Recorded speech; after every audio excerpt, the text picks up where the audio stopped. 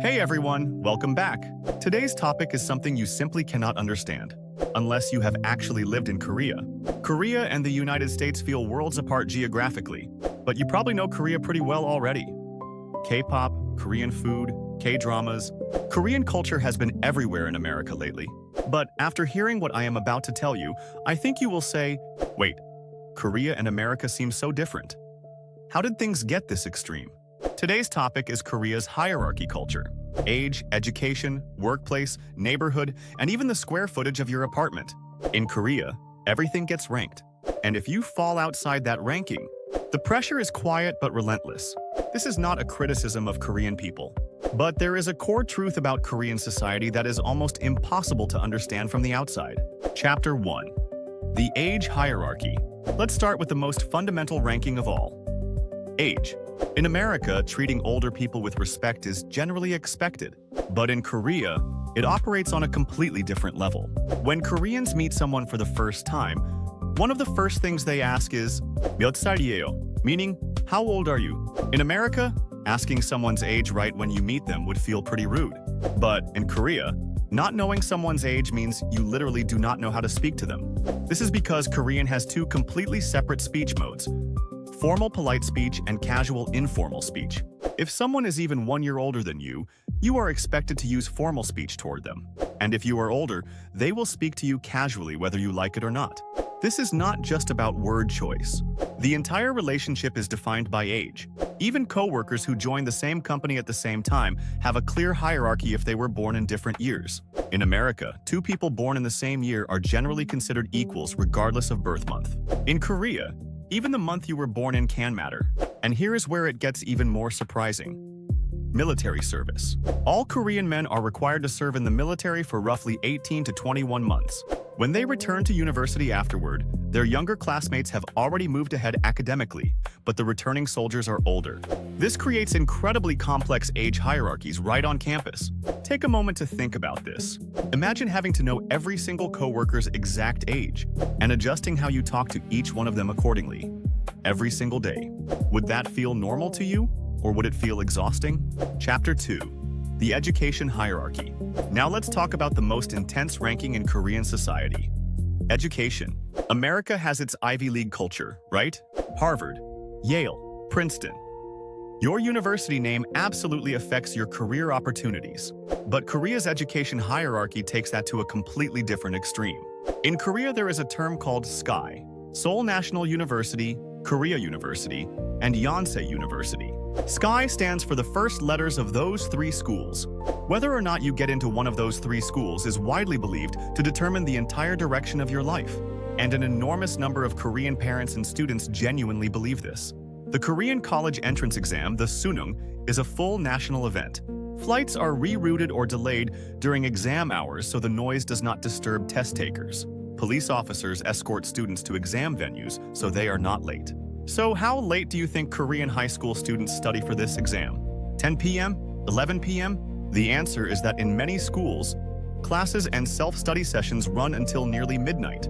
And after that, students head to private tutoring academies called Hagwons. It is not unusual for Hagwon sessions to end at 11 p.m. or even midnight. The cost of all this tutoring puts enormous financial pressure on families. And that financial pressure is directly connected to the low birth rate we talked about earlier. Here is another shocking part. The bias against graduates from non-SKY schools. In Korean job interviews, your university name is always checked.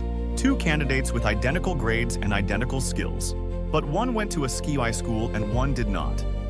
The difference in hiring chances can be dramatic. What do you think when you hear this? If you had been born in Korea, do you think you could have handled that kind of pressure? Chapter 3. The Job and Workplace Hierarchy. After education comes the job hierarchy. In Korea, the company you work for largely determines your social value as a person. This is true in America too, but in Korea the pressure is on a completely different scale. At the very top sit the chaebol, the massive Korean conglomerate groups. Samsung, Hyundai, LG, SK, and others. Landing a job at one of these companies earns you immediate respect from everyone around you. Your relatives brag about you at family gatherings. Your dating prospects improve overnight. On the other hand, working at a small or medium-sized company can draw judgmental looks, not based on your actual skills or the work you do. just the brand name of the company. And here is where something interesting is happening. In recent years, government civil servant jobs have become extremely popular among young Koreans. Because even if you cannot get into a chaebol, being a government employee signals stability and social acceptance. Young people are increasingly choosing jobs based on social rank rather than passion or personal interest. There is even a growing trend of young Koreans saying they want to become rideshare taxi drivers. Because platform-based driving companies offer decent income, and most importantly, zero workplace hierarchy stress. This is a direct expression of wanting to step off the Korean social ranking ladder entirely. Chapter 4. Even your zip code and apartment size are ranked. Now here is the part where most Americans will say, wait, seriously? In Korea, where you live and how many square feet your apartment is are also part of the ranking. Let's start with the neighborhood hierarchy. In Korea, whether or not you live in Gangnam is a major status symbol. Gangnam is the upscale southern district of Seoul, home to luxury apartments, elite school districts, and wealthy residents. Simply saying you live in Gangnam creates an instant impression that you are successful. On the other hand, living outside Seoul or in a provincial city carries an unspoken implication that quietly follows you everywhere. And it goes further. The square footage of your apartment comes up in conversation. Asking how many square feet someone's apartment is not considered unusual in Korea. Imagine someone asking you at a party, so what's your apartment size? In America, that would be pretty weird and invasive, right? But in Korea, this comes up naturally in everyday conversation. Because apartment size is understood as a shared indicator of someone's wealth and social standing. This becomes most intense when it comes to marriage. In Korean matchmaking culture, people are evaluated on which university they attended, which company they work for, which neighborhood they live in, and how large their apartment is. These are compared almost like a product spec sheet. Koreans actually call this the spec culture, a culture of evaluating human beings based on their specifications.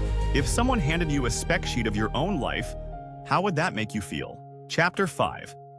The emotional cost of a society built on comparison. After hearing all of this, you might be thinking, wow, Korea sounds brutal. But here is something important I want you to understand. Korean people are not happy about this culture either. There is a growing movement among young Koreans called talkorset.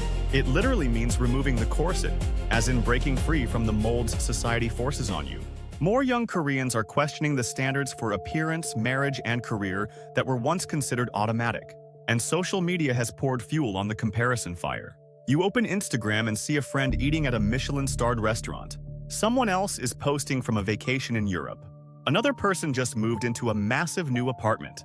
Nanun mo hana. In Korean it means, what am I even doing with my life?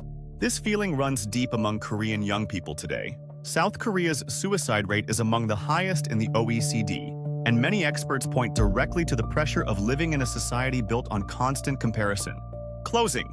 Today we talked about Korea's hierarchy culture.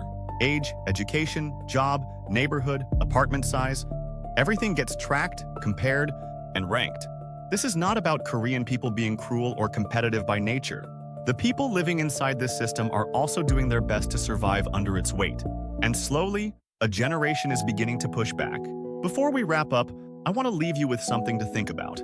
America is not immune to this either. Go to a good school. Get a stable job. Buy a house in the right neighborhood. Have you ever felt that kind of pressure? I think most of us have. The reason Korea became this extreme has roots in its history, its rapid economic rise, and deeply embedded Confucian values around social order. But at the core, it might just be basic human instinct. The need to be recognized. The comfort of knowing where you stand. So what do you think? If you had been born in Korea, would you have gone along with this system? Or would you have fought it?